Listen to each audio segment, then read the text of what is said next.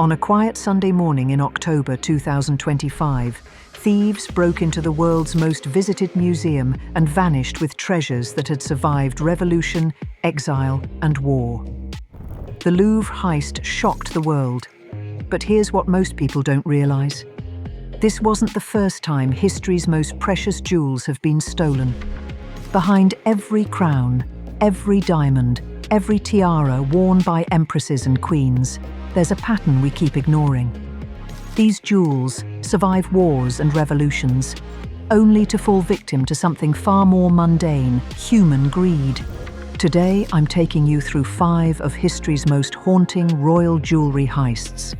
Each reveals something profound about what we're willing to destroy for money and what we lose when we treat cultural heritage as mere commodity. These aren't just stories about stolen jewels. They're stories about the women who wore them, the empires that fell, and the ghosts that refused to rest. Let me show you why the Louvre heist was no surprise to anyone who knows history. The Duchess's lost coronation tiara.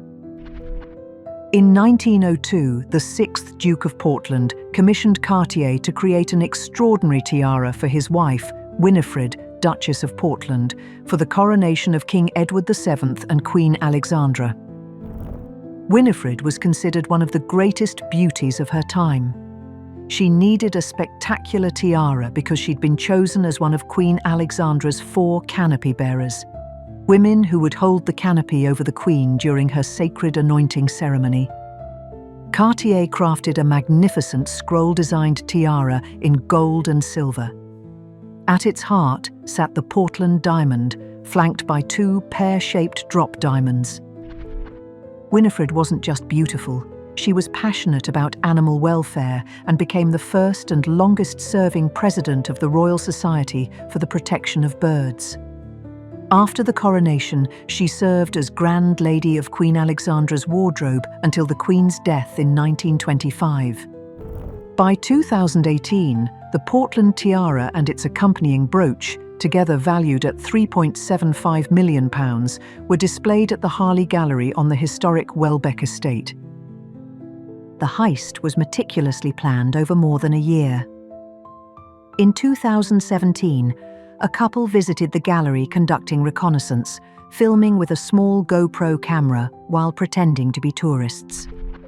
On the evening of November 20th, 2018, a gang wearing boiler suits and motorcycle helmets smashed through the reinforced glass window, cut through a metal security door with specialist saws, then sliced open the armored display case.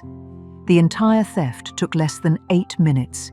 Within hours, the tiara and brooch were taken to London's Hatton Garden and passed to professional handlers. The heartbreaking truth emerged. The tiara and brooch were broken up into individual diamonds and flown to Turkey within 24 hours. Detective Inspector Gail Hart, who led the investigation and delayed her retirement, said, "The tiara, quite apart from its monetary worth, was part of the nation's history. Its loss is tragic. It became a personal mission to find out who had done this." After a 10-week trial in 2022, 3 men were convicted and received sentences ranging from 24 to 30 years. The judge declared, "It was a heinous attack on the country's heritage." All that remains of the magnificent Portland tiara are portraits of the beautiful Duchess Winifred wearing it on that glorious coronation day in 1902. The jewels will never again be seen in their original form. The Dresden Precision Raid. Just before dawn on November 25, 2019, thieves executed one of the most audacious museum heists in modern history at Dresden's historic Green Vault, one of Europe's oldest treasure chambers. They sabotaged the power grid by setting a fire, plunging the area into darkness. Then 2 masked thieves cut through iron bars, squeezed into the vault, and methodically smashed glass display cases with an axe. The entire operation took less than 5 minutes. What they stole were 18th-century royal jewels from ornate sets assembled by Augustus the Strong. the Elector of Saxony, who collected gems to rival Louis XIV's splendor. Among the missing pieces was the 62-carat Dresden white diamond, an ornate diamond sword hilt containing 770 smaller diamonds, and a lavish breastbow brooch originally worn by Queen Amalie of Saxony, studded with hundreds of diamonds. These treasures had survived Napoleon's armies, Allied bombing in World War II, and Soviet seizure. They'd been carefully returned to Dresden in 1958. Yet now, in peacetime, they were snatched by common criminals. Museum officials, choking back tears, called the loss immeasurable and a shocking brutality against world culture. The investigation led to a Berlin organized crime family. In December 2022, after negotiations, 31 of the missing jewels were returned, found wrapped in foil inside a lawyer's car. In May 2023, 5 men were convicted and sentenced to 4 to 6 years in prison. Most of the stolen jewels, over 4,300 diamonds, were recovered intact and triumphantly returned to display. But a few key pieces remain missing, including Queen Amalie Auguste's diamond bow brooch and the famed Saxon white diamond. The Dresden Heist showed that treasures which had outlived empires and wars could nearly be lost to modern thieves.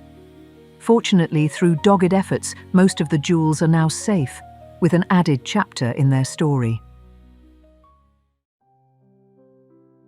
Sweden's crown jewels in a garbage bin. At approximately noon on July 31, 2018, in the quiet town of Strängnäs, 2 thieves smashed through an alarmed glass display case at the 12th century cathedral, stealing funeral regalia, the crowns and orb created for King Carl IX and Queen Christina's burials in the early 1600s. These precious items were made of gold, decorated with enamel, cut rock quartz, and pearls, valued at approximately £5.5 million. A visitor witnessed the dramatic escape. "I saw a little white boat, and the men jumped in the boat and sped away." The thieves escaped in an open-topped motorboat across Lake Mälaren's vast network of waterways. Police launched a massive manhunt by land, sea, and air. Despite the swift response, the suspects vanished. Then, on February 5, 2019, more than 6 months after the theft, a security guard in Åkersberga discovered the stolen regalia in a rubbish bin marked bomb sitting on top of a car. The items were genuine, though damaged. Johan Niklas Bäckström, 22, confessed after his DNA was found on the jewels. He admitted cutting himself when smashing the glass case. He received 4.5 years in prison. The items were carefully restored and returned to Strängnäs Cathedral with tightened security. Sweden's funeral regalia had survived centuries, only to be stolen in broad daylight and dumped in a trash bin. The Curse of the Blue Diamond. In 1989, a humble Thai janitor named Kriangkrai Techamong worked at the palace of Prince Faisal bin Fahd, eldest son of Saudi Arabia's King Fahd. The prince's collection included something extraordinary: a 50-carat blue diamond described as the size of an egg, alongside gems worth approximately $20 million.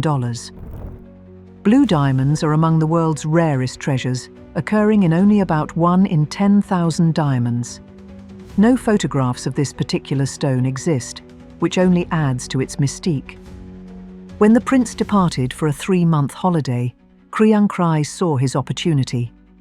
He broke into the safe and stole approximately £200 of jewellery, including that legendary blue diamond.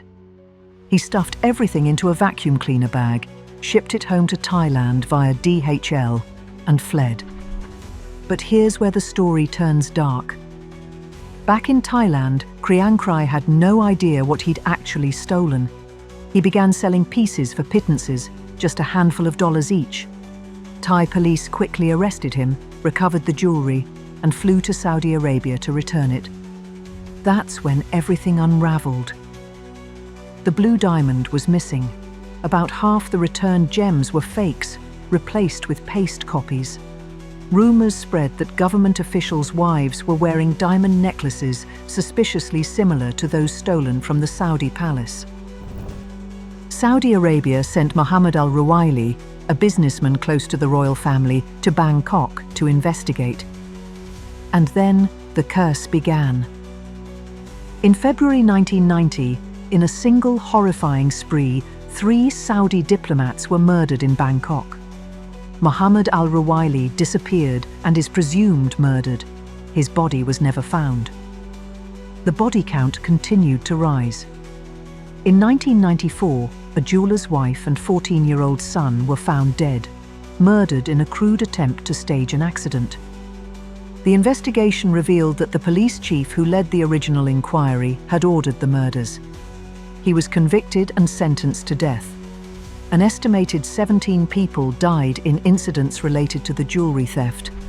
Mohammed Saeed Khoja, the incoming Saudi chargé d'affaires, declared that the blue diamond would curse all those who illegally handled it. In superstitious Thailand, many believed it. In 2016, 65-year-old Kriang Krai told reporters he would become a monk for the remainder of his life to repent. He believes the missing blue diamond is cursed and brought calamities on himself and his family. The diplomatic catastrophe cost billions in trade and froze relations for 30 years. Only in January 2022 did Saudi Arabia and Thailand finally restore full diplomatic ties. The 50-carat blue diamond has never been recovered. It's a story that shows how a single act of greed can reverberate for decades, and how a priceless jewel can become the stuff of legend and nightmare. The Antwerp Diamond Heist. Now let me tell you about what's been called the heist of the century, a crime so perfectly executed that it seemed impossible. And it all happened in the heart of the diamond capital of the world. Antwerp, Belgium, has been the beating heart of the diamond trade for over 500 years. Roughly 80% of the world's rough diamonds and 50% of polished diamonds pass through the Antwerp Diamond District. The district is heavily fortified, guarded by police patrols, armed barriers, 24-hour CCTV, and, most importantly, the Antwerp Diamond Centre's underground vault, considered impregnable. That vault sat 2 floors below ground, protected by a combination lock with 100 million possible codes, infrared motion detectors, magnetic sensors, heat and seismic alarms, and a steel door with 10-inch thick reinforced locks. It was a fortress, and yet it was breached. The man behind it all was Leonardo Notarbartolo, an Italian jewel thief from Turin with decades of experience in high-end thefts. He posed as a diamond dealer for nearly 3 years before the heist. During that time, he rented an office in the Diamond Center, built relationships with other traders, and studied security protocols from the inside. He was the leader of a group later dubbed the School of Turin, a 5-man crew of expert criminals specializing in vaults, alarms, and locks. This wasn't a crime of opportunity. It was an operation that required inside knowledge of security schedules, exact floor plans of the vault, replica vault door models for practice, observation of guard behavior and blind spots. They even installed a dummy security camera themselves to conceal their movements during the break-in. They conducted multiple dry runs, often under the guise of legitimate business visits. Over the weekend of Valentine's Day 2003, when the district was quiet, they struck. Friday evening, the team entered the building using stolen security keys and bypassed all major alarm systems. They neutralized the motion detectors with styrofoam and tape, mimicking ambient air temperature. They used black plastic shields to block light sensors and foil to disrupt infrared motion detectors. They picked the locks, dismantled the magnetic field sensors, and bypassed the 100 million code combination lock. Once inside, they opened 123 of the 160 safe deposit boxes, cutting them open with tools and removing diamonds, gold, and jewelry. By Sunday morning, they had vanished with more than $100 million in loot, largely untraceable, uncut diamonds. The theft wasn't discovered until Monday morning when traders arrived. There was no sign of forced entry on the vault door itself. It had been closed again after the heist. Investigators were stunned. All alarms were intact, and the security footage was blank. It was a perfect inside job, executed with surgical precision. But here's where it gets interesting. For all their brilliance, the thieves were undone by one mistake. On their way back to Italy, they dumped a bag of garbage in a forest near Antwerp, which included half-eaten sandwiches, envelopes, and videotape fragments. A local farmer noticed the trash and reported it.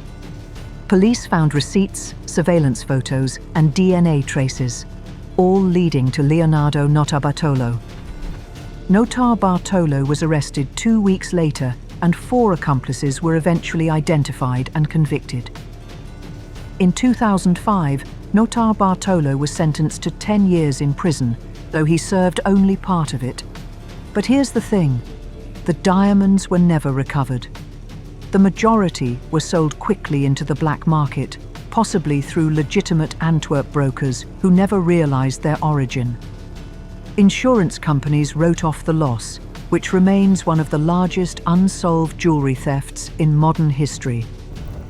The case has been studied by Interpol and security specialists as an example of patient, professional, intelligence-led crime. Notarbartolo himself, years later, claimed the heist was part of an insurance scam involving corrupt traders, insisting he only took part in a staged robbery. Authorities, however, never substantiated that claim. In a 2010 interview, Notarbartolo said, "We were chosen because we were the best. But when I realized it wasn't fake, it was too late."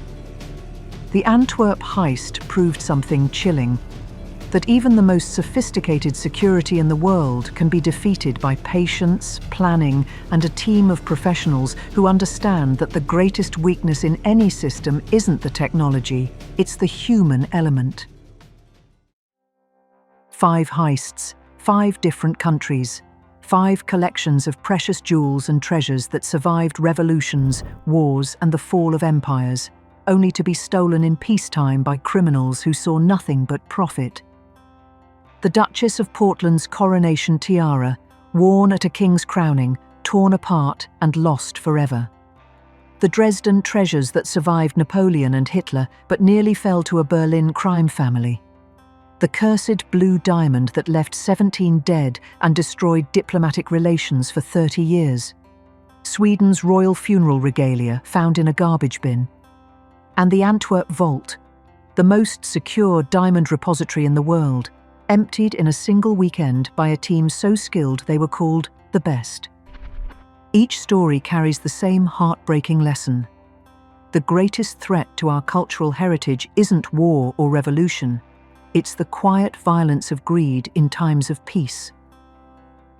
When thieves broke into the Louvre that October morning in 2025 and grabbed treasures that had been painstakingly preserved and protected for generations, they were simply the latest chapter in a story that keeps repeating. And that brings us to the most haunting question of all.